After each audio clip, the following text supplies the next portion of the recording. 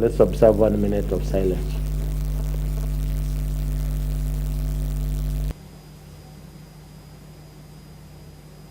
Parliament today began business by observing a 1-minute silence in honor of the victims of the horrific terrorist attack at Westgate in Westlands, Nairobi. The Senate adjourned its business shortly after it began, with Senate Speaker Ekwe Ethuro commending Kenyans for their unity in the face of the tragedy. The National Assembly also adjourned its business at 4:30 p.m. to deliberate on the same issue.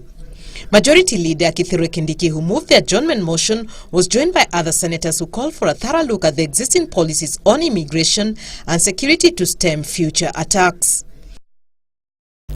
I'm appalled when people just find their way to our airport and then they're applying for visas there. While we know getting out of this country, even for senior government and political leaders like myself, some of the countries ask you so many questions before they give you a visa. In this country, any person, so long as he's a tourist and has $50, will find their way up to Jomo Kenyatta Airport and then they get a visa from there. Must have an audit to see what is wrong with our anti-terrorism law. Is there something that we can do to amend our anti-terrorism law so that we can meet the future challenges of this nature? The legislators, also led by Nairobi Senator Mike Sonko Mbuvi, at the same time hit out of the National Security Intelligence Service that is led by Michael Gishangi, accusing the spy agency of laxity in responding to terror alert claims, saying 2 months ago he had given them information regarding the planned attack and no action had been taken. Similar sentiments were also echoed in the National Assembly. I think as a House we now need to legislate and make it criminal for those immigration officers who are allowing people to enter this country as will, to be punished by imprisonment for not less than 10 years, Madam Speaker.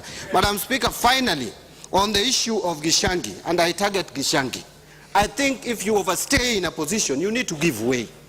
Gishangi asked us to give him more money for equipment. We did in 2011-2012. He has no reason at all to allow Kenyans to die at this rate, just because he's misapplying the money we give him for unnecessary assignments. Mr. Gishangi should give way. Walikaa Nairobi kwa miezi zaidi ya 3 wakipanga haya mashambulizi. Niko tayari kupeana ushahidi, kuwaleta watu walioletea information walipokuwa wakiendelea kupanga haya mashambulizi, na walitaja Westgate Mall, wakataja Village Market, wakataja National Assembly na KICC. Legislators also dismissed claims the attacks had a religious bearing, arguing no religion, be it Christian or Muslim, advocated for such heinous acts, with Nyeri Senator Mutahi Kagwe calling for a direct approach in tackling terrorism. There is no matter here of human rights. Those people are not human. How can they have rights that belong to humans? And therefore, Mr. Speaker, we must deal with them.